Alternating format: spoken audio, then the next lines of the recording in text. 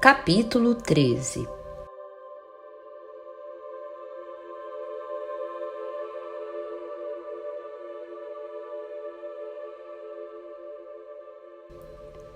Lá no norte, nas terras de Lothian, chegavam notícias raras e pouco confiáveis sobre a busca do Graal. Morgause esperava pelo retorno de seu jovem amante Lamorak.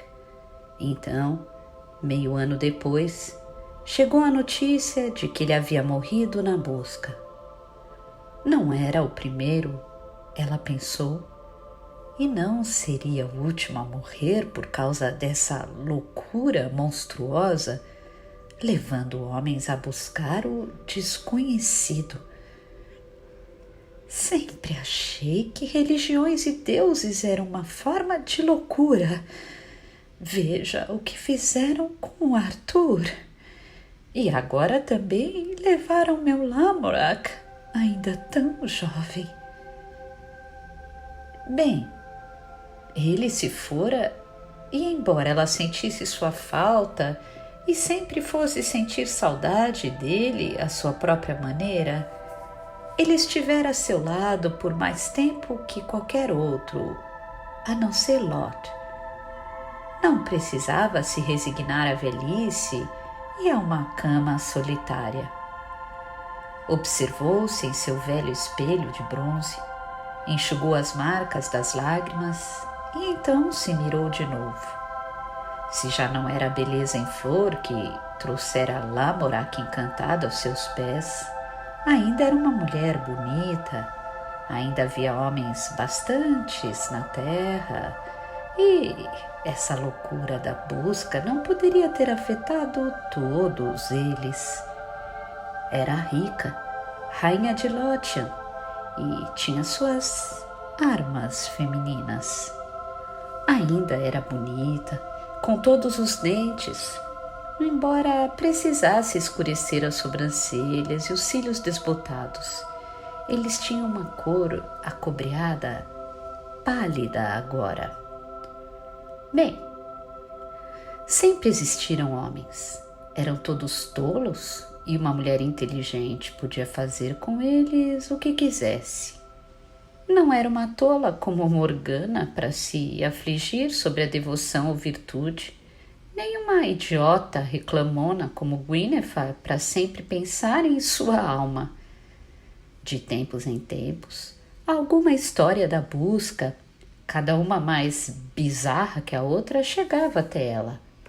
Lamorak soube, havia voltado por fim ao castelo de Pelennor, atraído por um velho rumor de que um prato mágico era mantido em uma cripta sob a construção e ali morrera gritando que o Graal flutuava diante dele nas mãos de uma donzela, nas mãos de sua irmã Elaine, como fora na infância. Ela imaginou o que ele realmente tinha visto. Também veio a notícia das terras perto da muralha romana, de que Lancelot estava em um calabouço em algum lugar no antigo reino de Heitor, como louco, e que ninguém ousava avisar o rei Arthur. Então, ela ouviu que o irmão dele, Bors, fora para lá e o reconhecera, e que ele recuperou o juízo e partiu. Se, para continuar na busca ou voltar para Camelot, ela não sabia e não se importava com isso. Talvez, pensou, com sorte ele também morreria nessa busca. De outra maneira, a tentação de Gwyneth o atrairia de volta para Arthur e sua corte. Apenas seu sensato Gwydion não tomara parte na busca e ficara em Camelot ao lado de Arthur. Gostaria que Gawain e Gareth tivessem tido o juízo de fazer o mesmo. Agora, por fim, seus filhos haviam chegado ao lugar que sempre fora deles com Arthur. Tinha, porém, outra maneira de saber o que acontecia. Viviane lhe dissera em sua juventude em Avalon que ela não tinha nem a paciência nem o empenho para a iniciação nos mistérios. E a irmã, ela agora sabia, estava certa, Quem desejaria abandonar a vida por tanto tempo assim?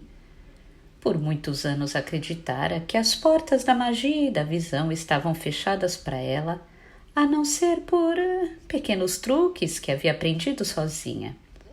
Então, começou a entender, quando usou sua feitiçaria pela primeira vez, para descobrir quem era o pai de Gwydion, que a arte mágica estava ali, esperando por ela, sem precisar de nada além de sua vontade, sem nenhuma relação com as complexas regras e limitações dos druidas sobre seu uso ou mentiras sobre os deuses. Era simplesmente parte da vida, palpável e acessível, sem relação com o bem e o mal, mas à disposição de qualquer um que tenha vontade e a crueldade de usá-la. Todos os que se fingem religiosos, pensou Morgause, desejam apenas manter as fontes de poder em suas próprias mãos, mas agora eu as tenho livremente e feitas por mim mesma, sem me prender a juramentos sobre seu uso ou direcionamento. Então, naquela noite, longe de seus serviçais, fez suas preparações.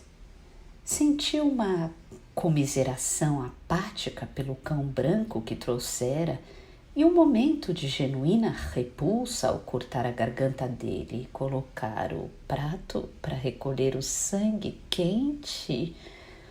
Mas, afinal de contas, era seu próprio cachorro, tão dela quanto um porco que poderia matar para a mesa. E o poder do sangue derramado era maior e mais direto que o poder obtido com as longas rezas e disciplinas das sacerdotisas de Avalon.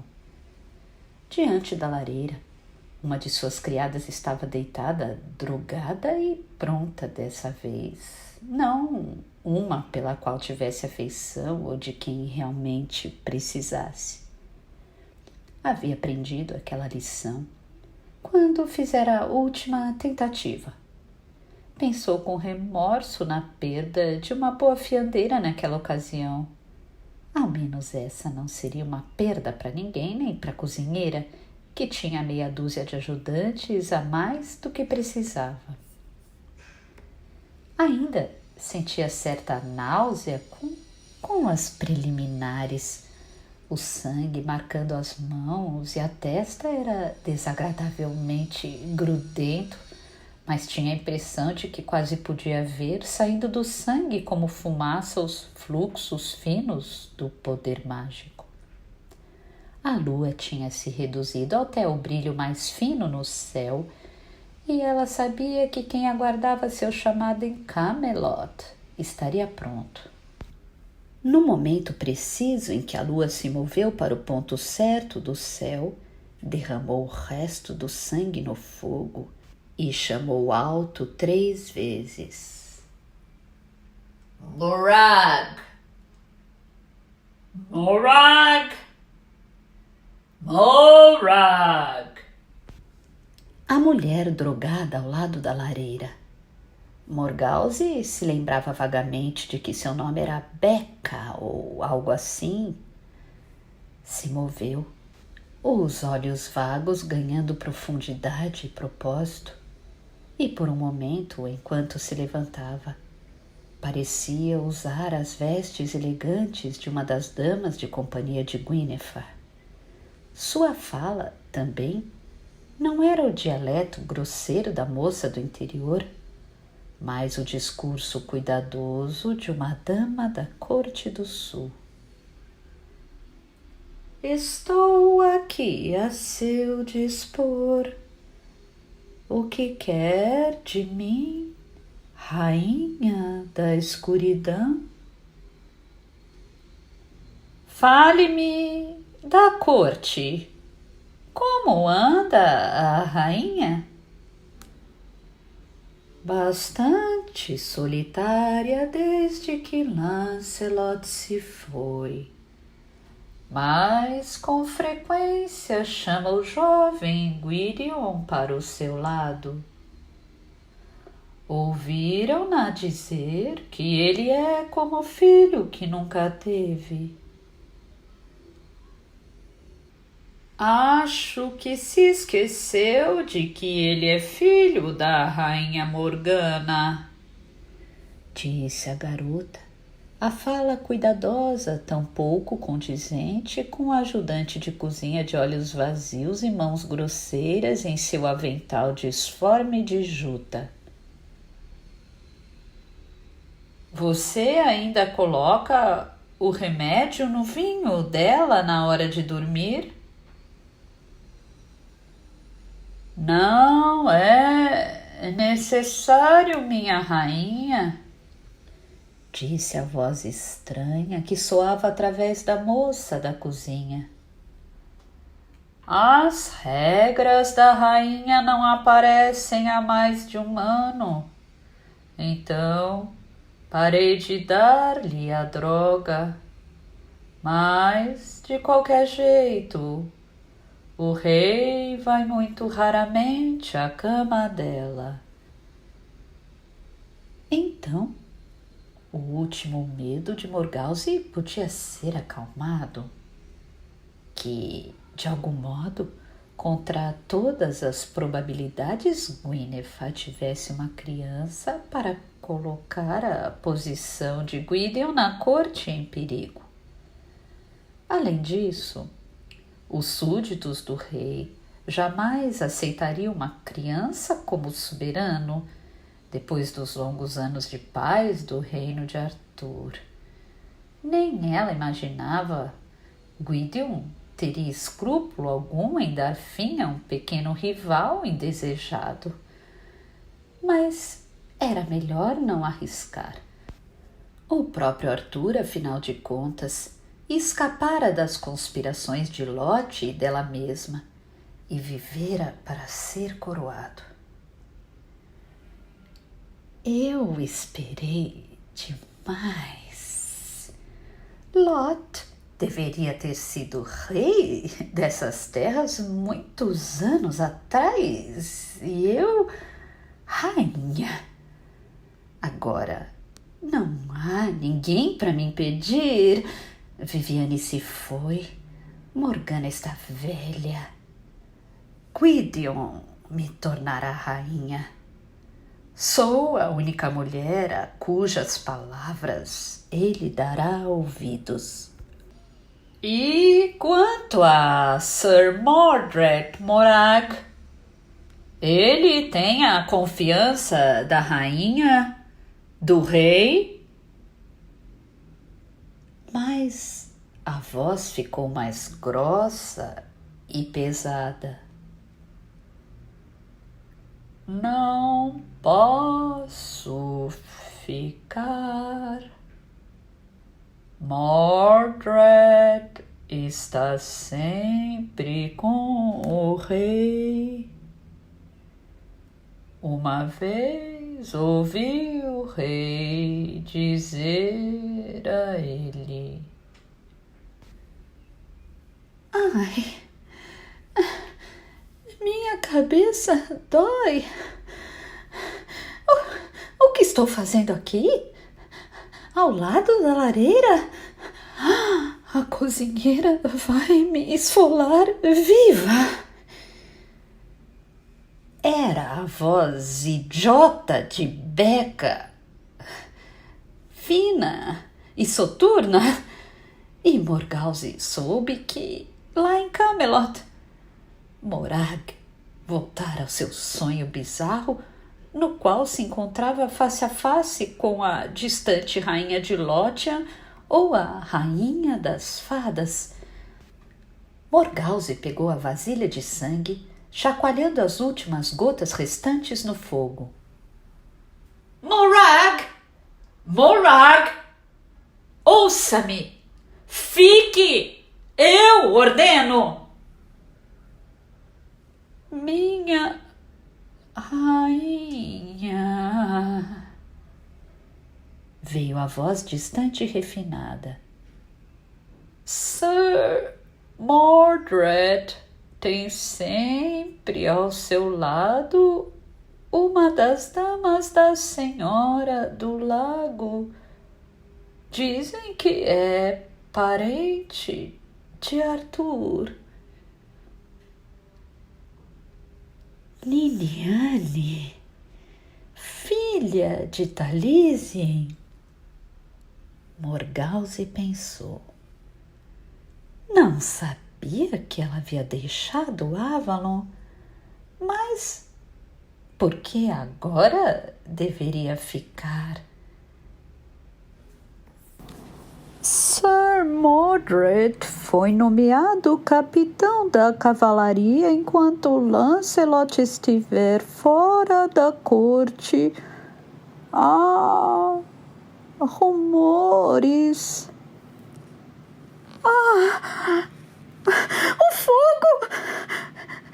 Minha senhora vai colocar fogo em todo o castelo. Beca esfregava os olhos e gemia na lareira. Furiosa, Morgause deu-lhe um forte empurrão e a garota caiu gritando no fogo. Ainda estava amarrada e não era capaz de se livrar das chamas. Maldita! Vai acordar a casa toda! Morgause se estendeu para puxar a garota das chamas, mas o vestido dela pegara fogo e seus gritos eram terríveis, penetrando os ouvidos da rainha como agulhas quentes. Ela pensou com um traço de pena. Pobre garota, não há nada a ser feito agora. Ficaria tão queimada. Não poderíamos ajudá-la, mesmo se sobrevivesse. Puxou a moça do fogo sem se preocupar com as queimaduras nas próprias mãos e curvou-se para perto dela, pousando a cabeça na testa da garota como se fosse para consolá-la. Então, com um só golpe, cortou sua garganta de orelha a orelha. O sangue caiu no fogo e a fumaça subiu rapidamente pela chaminé. Morgause sentiu que estremecia com o poder inesperado, como se estivesse se espalhando por todo o quarto, por todas as terras de Lothian, pelo mundo todo. Jamais ousara tanto antes, mas agora acontecera sem querer. Tinha a impressão de flutuar sobre toda a terra. Depois de anos de paz, novamente havia exércitos nas estradas e na costa oeste, homens cabeludos em navios de proa alta em forma de dragões aportavam, pilhando e queimando cidades, destruindo mosteiros, carregando as mulheres dos conventos cercados em que viviam, como um vento avermelhado, varrendo até perto das fronteiras de Camelot. Ela não tinha certeza de se o que via acontecia naquele momento ou se ainda estaria por vir. Ela gritou na escuridão que aumentava. Deixe-me ver meus filhos na busca do Graal. A escuridão tomou o quarto, súbita, negra e espessa, com um curioso cheiro de queimado, enquanto Morgause se dobrava, abatendo-se até ficar de joelho pelo ímpeto de poder. A fumaça clareou um pouco, com um pequeno agito enrolando-se na escuridão, como a fervura de uma panela. Então, Morgause viu, com a luz que se ampliava, o rosto de seu filho mais novo, Gareth. Estava sujo e cansado de viagem, as roupas rasgadas, mas sorria com a velha alegria, e enquanto a luz aumentava, pôde ver para onde ele olhava. O rosto de Lancelot. Ah, Guinevere não o bajularia agora. Não esse homem adoentado e gasto, de cabelos grisalhos e traços de loucura e sofrimento nas rugas em torno dos olhos. Ele, de fato, parecia um espantalho pendurado no campo para espantar os pássaros. O velho ódio a tomou.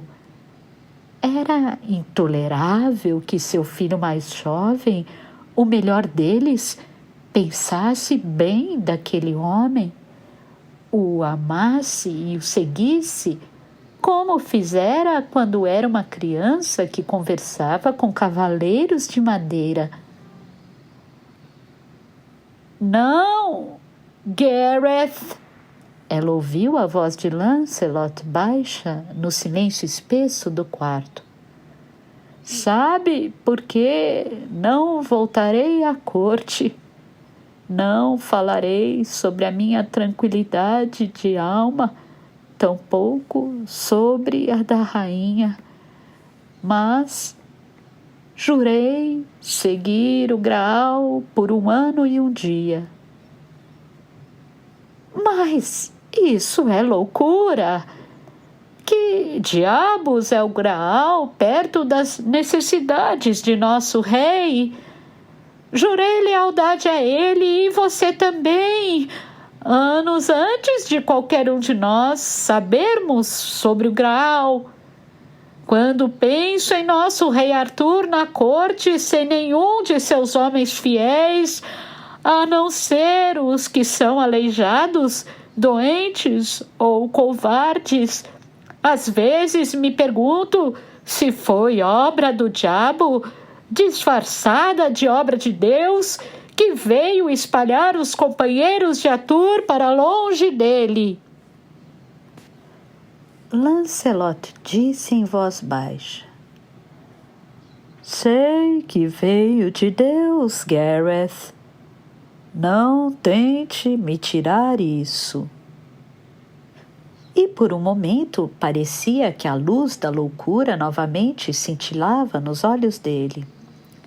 Gareth disse, com a voz estranhamente acuada: Mas e quando Deus faz o mesmo trabalho que o diabo? Não posso acreditar que seja vontade de Deus que tudo o que Arthur conseguiu em mais de 1/4 de século deva ser jogado fora. Sabe que há nortistas selvagens desembarcando nas costas e, quando os homens daquelas terras pedirem ajuda para as legiões de Arthur, não haverá ninguém para enviar em seu socorro? Enquanto Arthur fica parado em Camelot e você busca sua alma.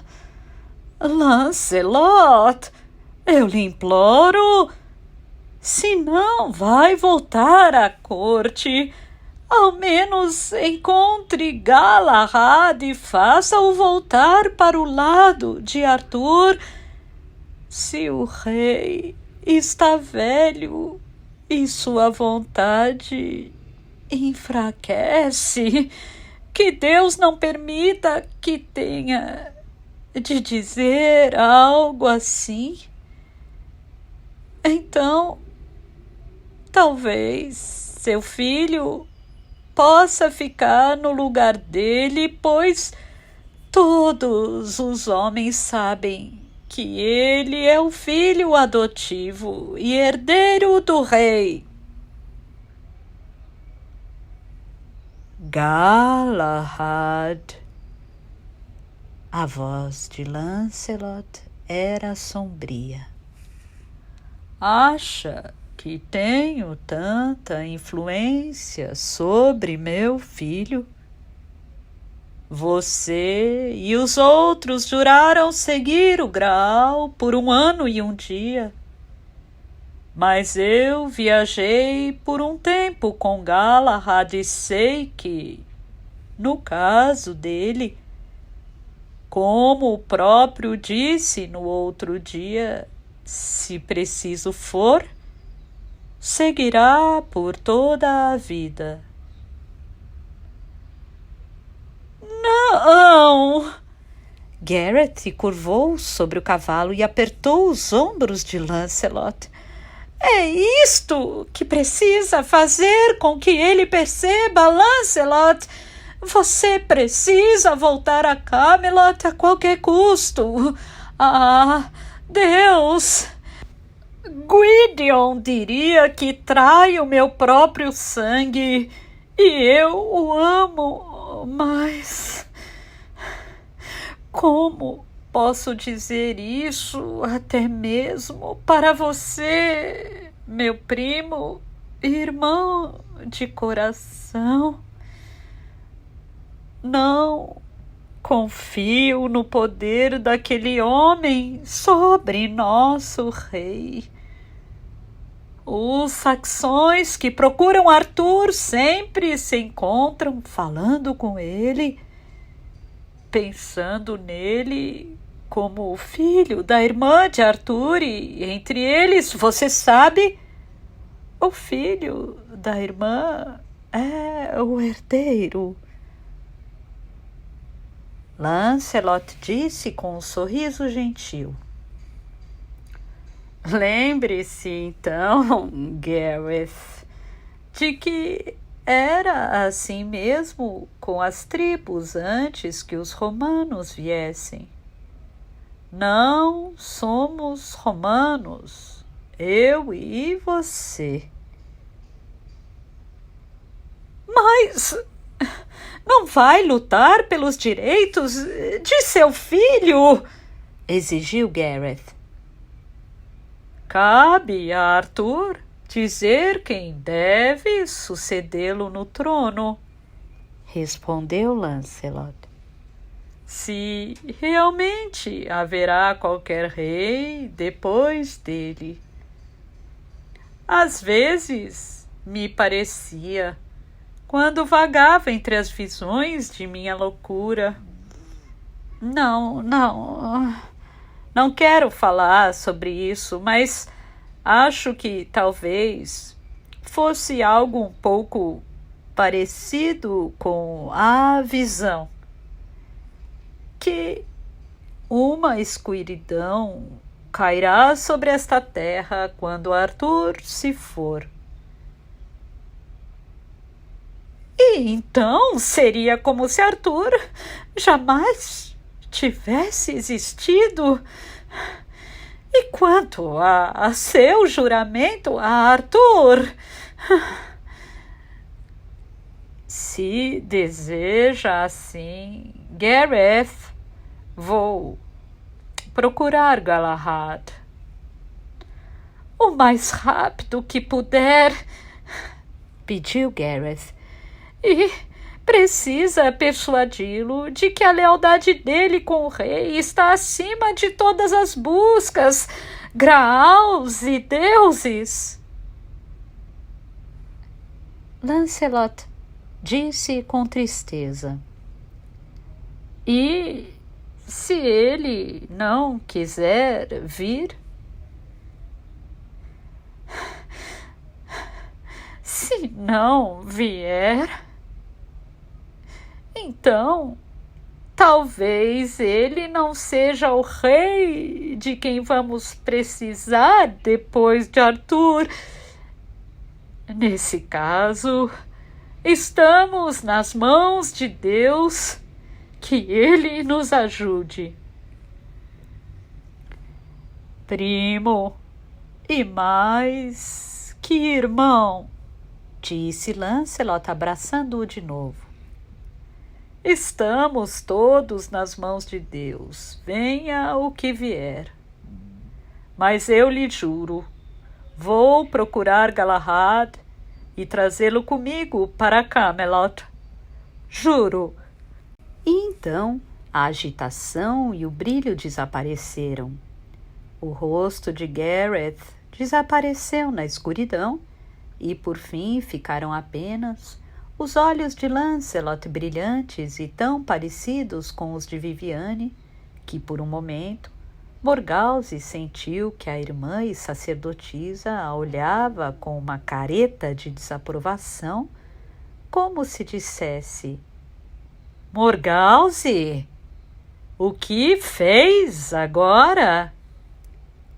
Então, aquilo também desapareceu e ela estava sozinha com o fogo ainda soltando a fumaça da qual todas as nuvens de poder mágico haviam sumido e o corpo inerte, exângue, da mulher morta na lareira.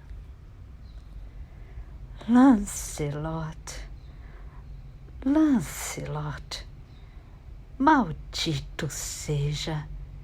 Ele ainda poderia arruinar seus planos. Morgause sentiu seu ódio como uma dor que a atravessava, um aperto na garganta que passava por seu corpo até o útero. Sua cabeça doía e ela sentia-se mortalmente doente como resultado da magia. Não queria mais nada além de se deitar ao lado da lareira e dormir por horas, mas precisava ser forte, forte com os poderes da feitiçaria que invocara. Era a rainha de Lothian, a rainha da escuridão. Abriu a porta e jogou o corpo do cão sobre o monturo, sem se preocupar com o fedor nauseante. Não conseguia dar conta sozinha do corpo da moça da cozinha. Estava a ponto de pedir ajuda quando parou, as mãos no rosto, ainda manchadas e sujas de sangue, não poderiam vê-la daquela maneira. Foi até a bacia e o jarro, derramou a água, lavou o rosto e as mãos e refez a trança do cabelo. Não podia fazer nada sobre as manchas de sangue no vestido, mas agora que o fogo apagara, havia pouca luz no quarto. Por fim, chamou seu camareiro e ele veio à porta com uma curiosidade ávida no rosto. O que é, minha rainha? Houve gritos? Há algo de errado aqui? O homem levantou a luz e Morgause sabia muito bem como parecia a ele bela, desarrumada, como se pudesse se ver através dos olhos dele, como efeito da visão. Poderia estender a mão e tê-lo agora sobre o corpo da moça. Pensou, sentindo uma dor estranha e o prazer de desejo, e por dentro riu, mas deixou a ideia de lado. Haveria tempo suficiente para aquilo. Sim, houve um problema grave. Pobre Becca! Ela fez um gesto em direção ao cadáver inerte. Caiu no fogo e, quando fui tentar ajudá-la com as queimaduras, ela pegou a faca da minha mão e cortou a própria garganta. Deveria estar enlouquecida de agonia, pobrezinha. Veja, estou coberta do sangue dela. O homem gritou de consternação e foi examinar a forma sem vida da garota. Bem, a pobre moça não era muito certa da cabeça. Não devia ter permitido que ela entrasse aqui, senhora. Morgause ficou perturbada com o tom de reprovação que ouviu na voz do homem. Realmente havia pensado em levá-la para a cama? Não chamei para questionar meus atos. Leve-a daqui e faça com que lhe deem um enterro decente. Partirei para Camelot ao amanhecer. A noite caía e uma chuva grossa obscurecia a estrada.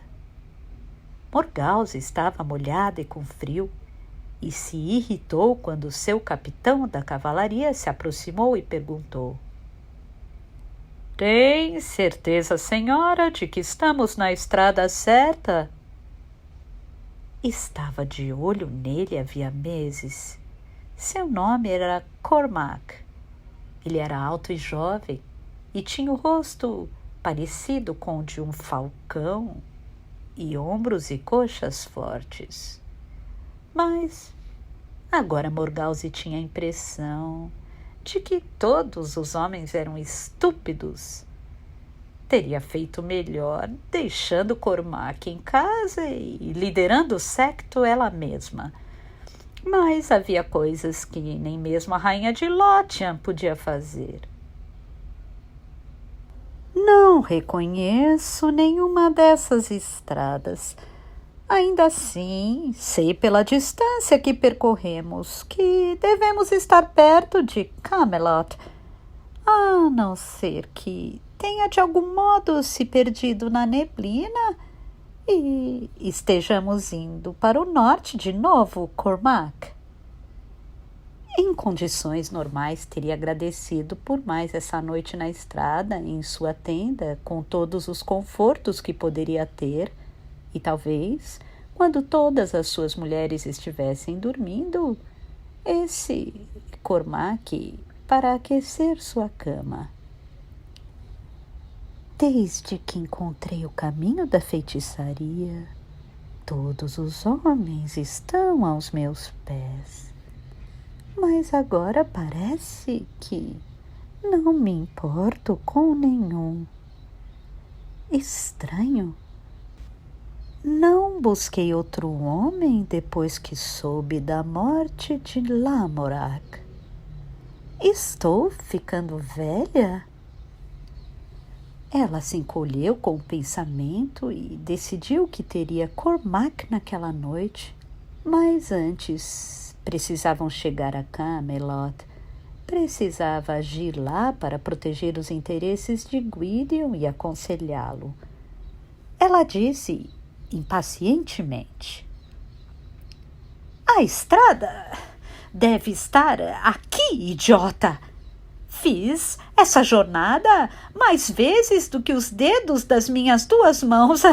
Acha que sou tola?" "Que Deus o proíba, senhora. E também andei com frequência por essa estrada, mas seja como for, parece que estamos perdidos", respondeu Cormac, e Morgause sentiu que poderia engasgar de tanta exasperação.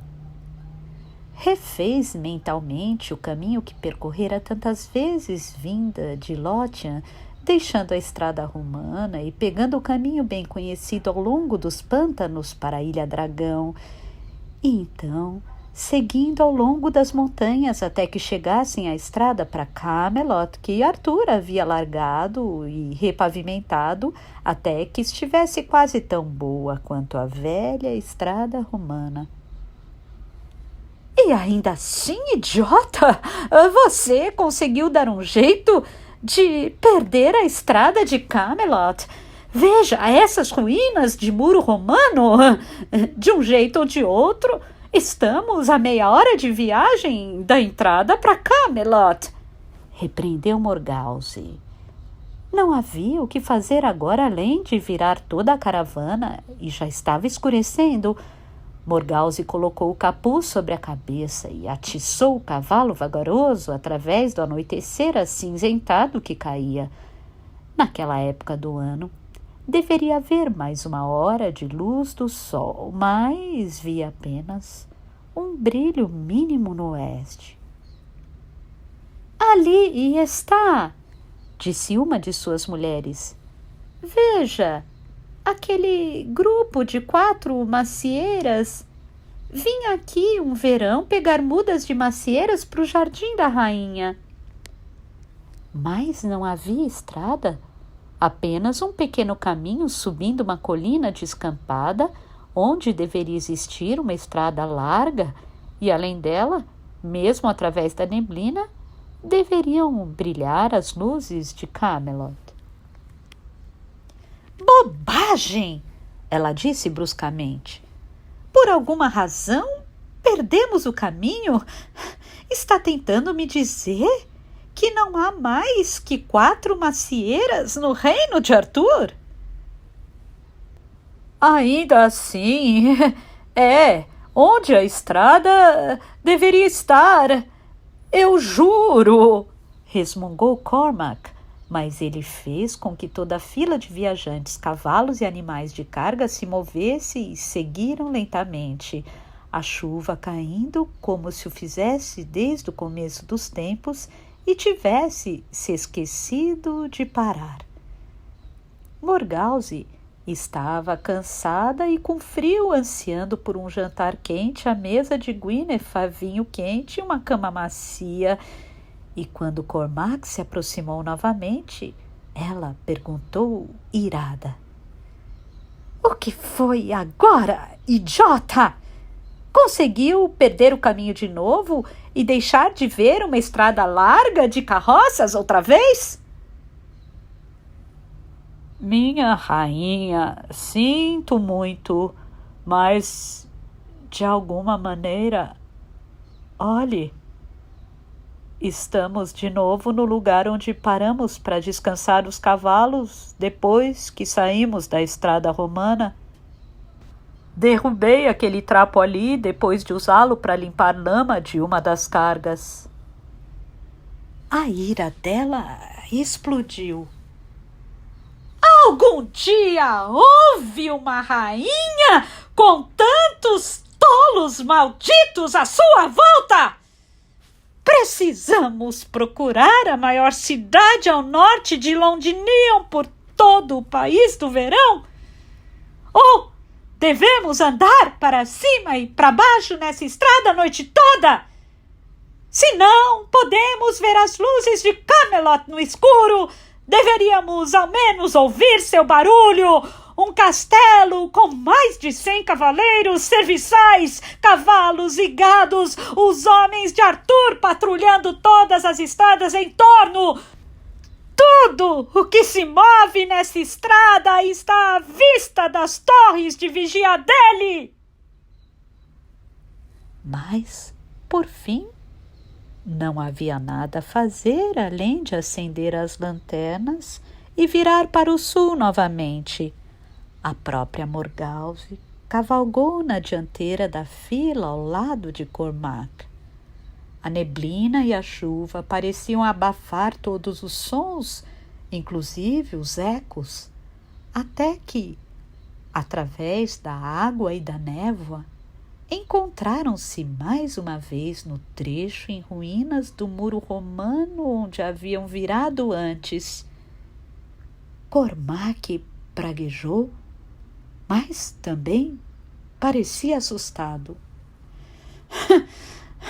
Senhora, sinto muito. Não consigo entender.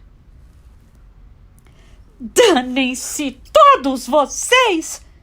Vai nos fazer cavalgar para lá e para cá nessa estrada a noite inteira!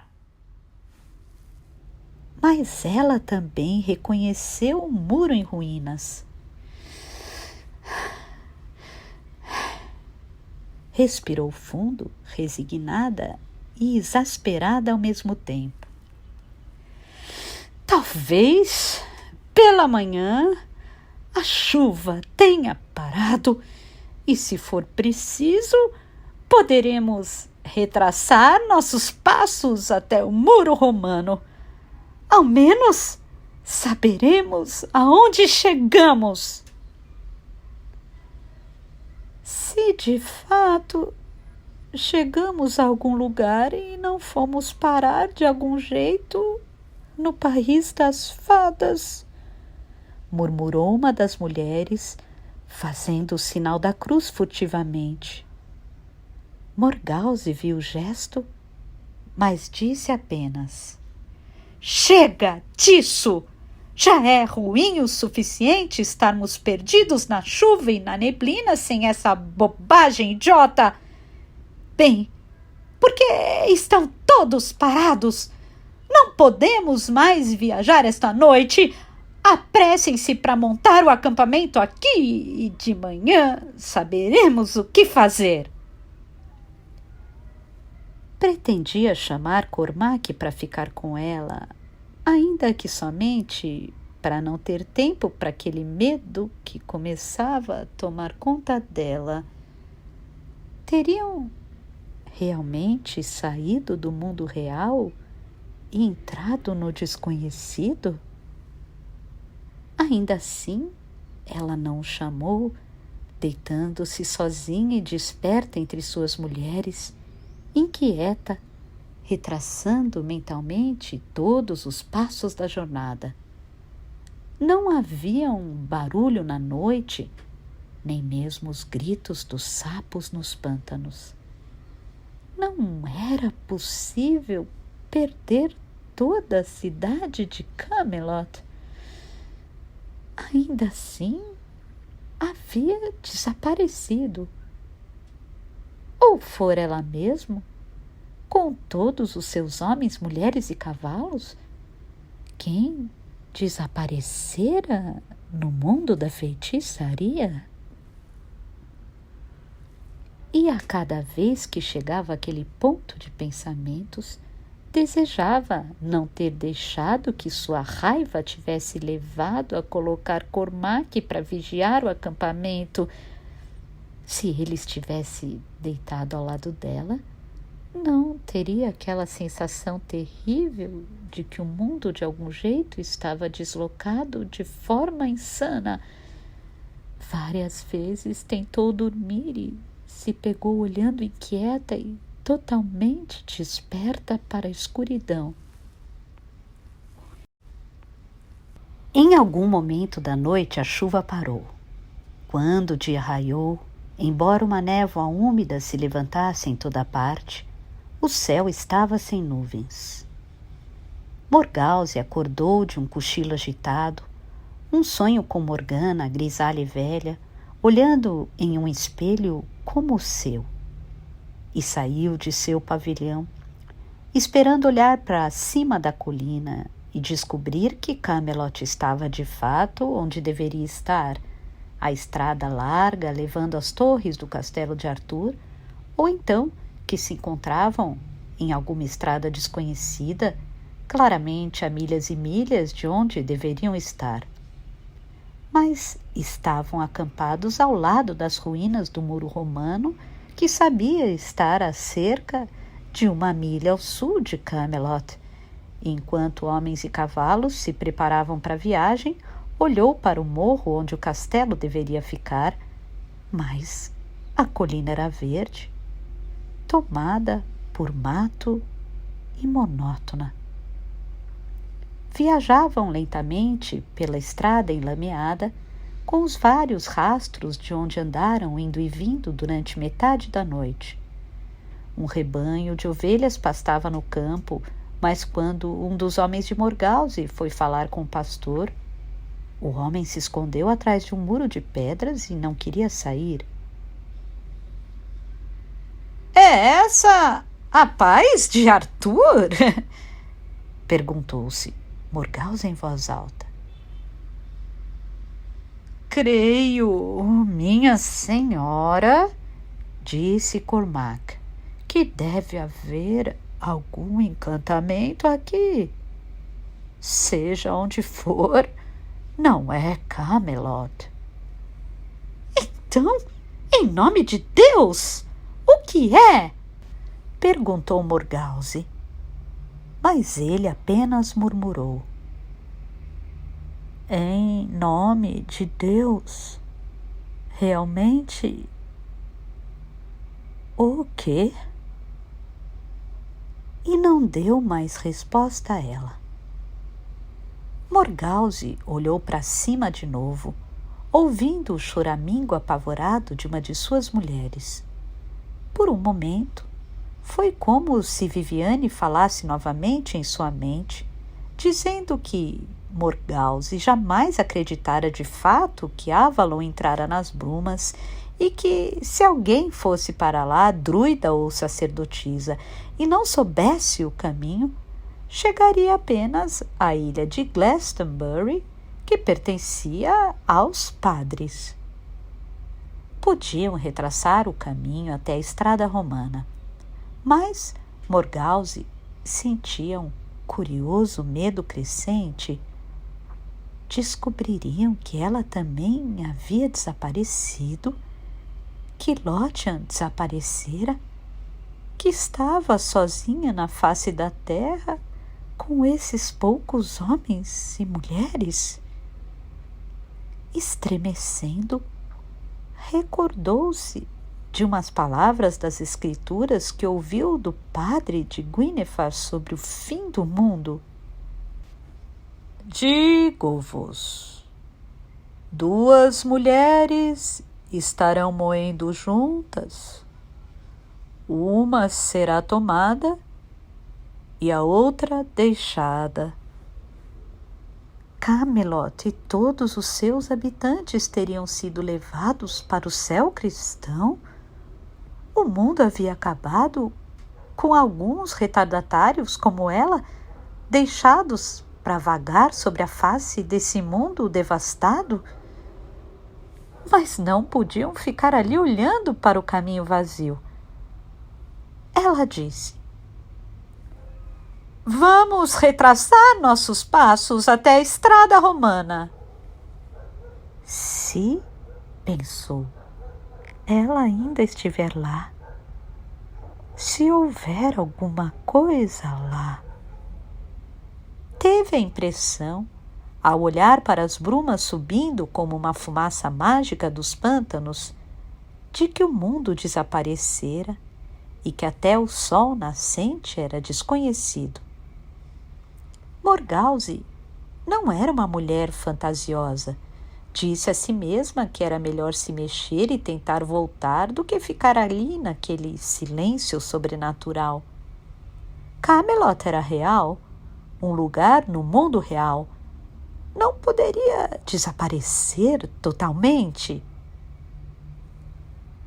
Ainda assim, se eu tivesse conseguido o que queria, se eu e Lot tivéssemos obtido sucesso em nossos planos contra Arthur, talvez toda a terra fosse assim, silenciosa, desolada e repleta de medos. Por que estava tudo tão silencioso? Parecia que não havia um som em todo o mundo além do barulho dos cascos dos cavalos, e até mesmo esse ruído parecia o de pedras jogadas na água, abafado e esvaindo-se em ondas. Haviam quase chegado à estrada romana, ou onde ela deveria estar, quando ouviram cascos batendo em chão duro. Um cavaleiro vinha lenta e cuidadosamente de Glastonbury. Podiam distinguir uma figura escura através da névoa, algum animal sobrecarregado atrás dele. Depois de um momento, um de seus homens gritou: "Ora, olhem ali! É Sir Lancelot do Lago! Deus lhe dê uma boa manhã, senhor!" "Olá? Quem vem aí?" Era de fato a voz bem conhecida de Lancelot, e à medida que ele se aproximava, o som familiar dos cascos do cavalo e da mula de carga parecia liberar algo do mundo em torno deles. Os sons viajavam longe na névoa, e aqueles eram sons simples: cães latindo em algum lugar, uma matilha inteira de cães, talvez brigando por comida depois de uma noite faminta, mas quebravam o silêncio sobrenatural com um barulho simples e normal. É a rainha de Lothian! Gritou Cormac. E Lancelot veio até eles, parando o cavalo diante dela. Bem, tia, não esperava encontrá-la aqui. Meus primos estão com você, talvez. Gawain ou Gareth? Não. Viajo sozinha para Camelot. Se é que esse lugar ainda existe sobre a face da terra, ela pensou irritada. Os olhos dela pousaram atentamente no rosto de Lancelot enquanto ele dizia alguns cumprimentos educados. Parecia exausto e sujo de viagem, as roupas rasgadas e pouco limpas, um manto de tecido grosseiro, pior do que o que teria dado a um criado. Ah, o belo Lancelot! Guinevere não o achará tão bonito agora. Nem eu estenderia a mão para convidá-lo para minha cama. E então ele sorriu e ela se deu conta. Apesar de tudo, ele ainda é belo. Viajaremos juntos então, tia, pois venho na mais triste das missões. Ouvi que estava na busca do Graal. Então o encontrou ou não conseguiu encontrá-lo e por isso está com essa cara? Encontrar um dos grandes mistérios não é para um homem como eu. Mas trago comigo alguém que realmente segurou o Graal nas mãos. E assim, venho dizer que a busca acabou e que o Graal se foi para sempre deste mundo.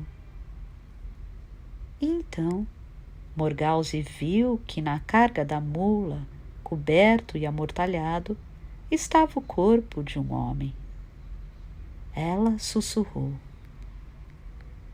Quem? Galahad. Foi meu filho quem encontrou o Graal. E agora sabemos que nenhum homem pode olhá-lo e sobreviver. Gostaria que tivesse sido eu, mas ainda, por agora ter de levar notícias tão amargas para meu rei, que aquele que seria rei depois dele se foi diante de nós para o mundo, no qual poderá seguir para sempre sua busca intocado. Morgause estremeceu. Agora realmente será como se Arthur jamais tivesse existido. A terra não terá rei a não ser por aquele no céu, governada por aqueles padres que têm Arthur nas mãos. Mas com raiva deixou de lado aquelas fantasias. Galahad morreu. Arthur precisa escolher Gwydion para governar depois dele. Lancelot olhou com tristeza para a mula carregando o corpo de Galahad, mas disse apenas: devemos continuar? Não tinha intenção de descansar uma noite na estrada, mas as brumas estavam espessas e temi perder o caminho. Poderia pensar que era a própria Avalon. Não conseguimos encontrar Camelot nas brumas tanto quanto Avalon. Começou Cormac, mas Morgause o interrompeu aflita. Chega dessa tolice! Nós nos enganamos com a estrada na escuridão e viajamos de um lado para outro pela metade da noite.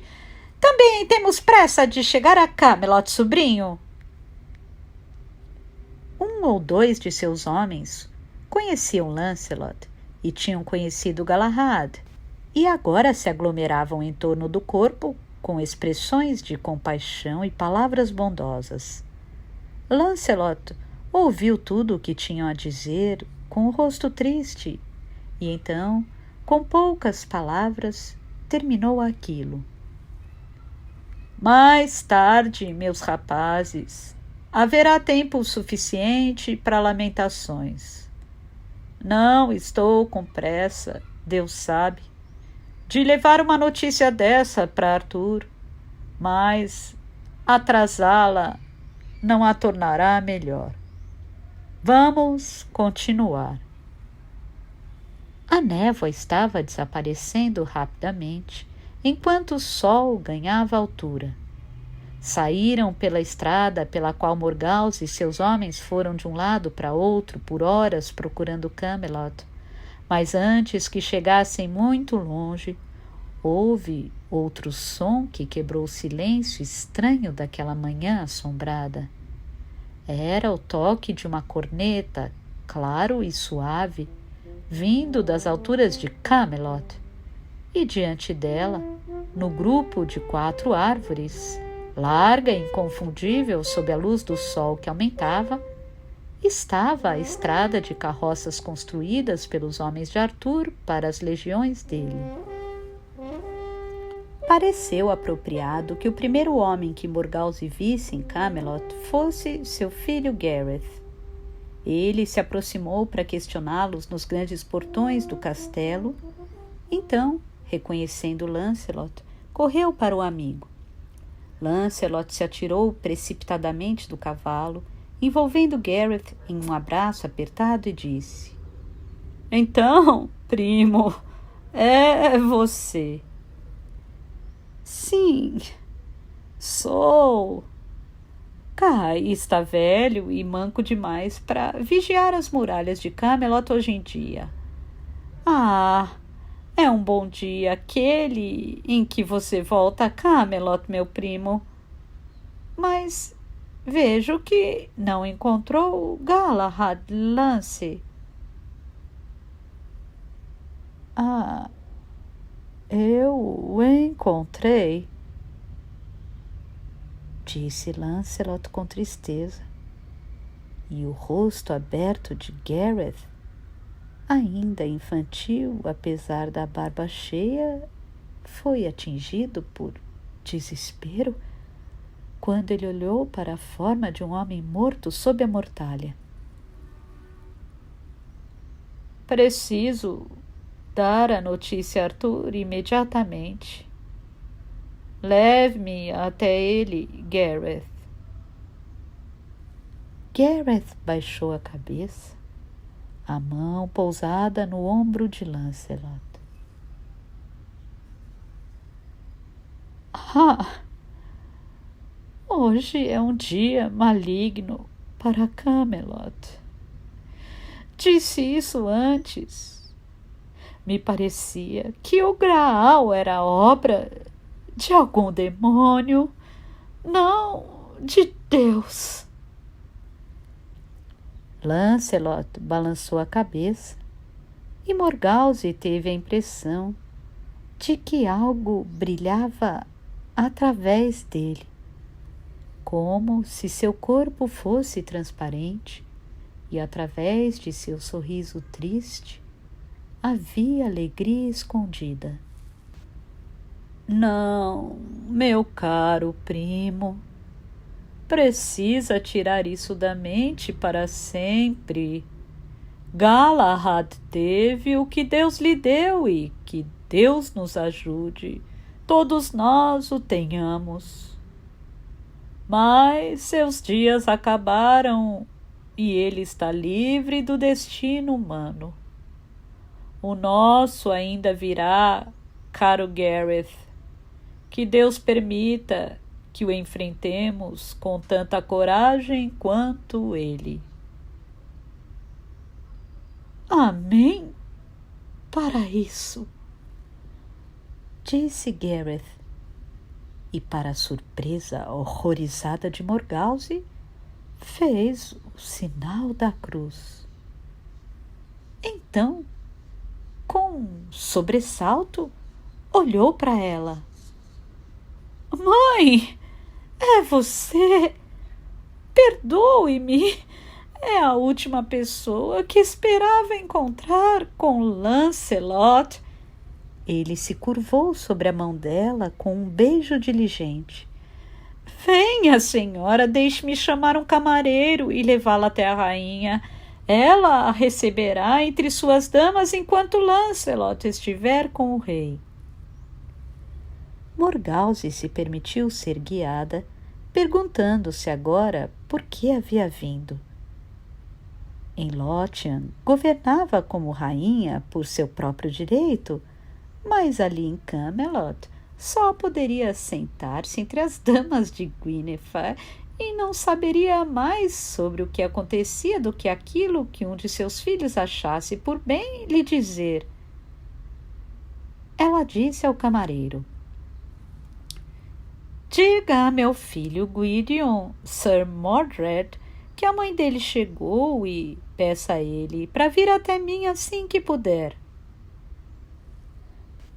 Mas ela se perguntava, afundada em desânimo, se naquela corte estranha ele se importaria ao menos em demonstrar-lhe cortesia como Gareth fizera. E, uma vez mais, sentiu que tinha errado ao ir para Camelot.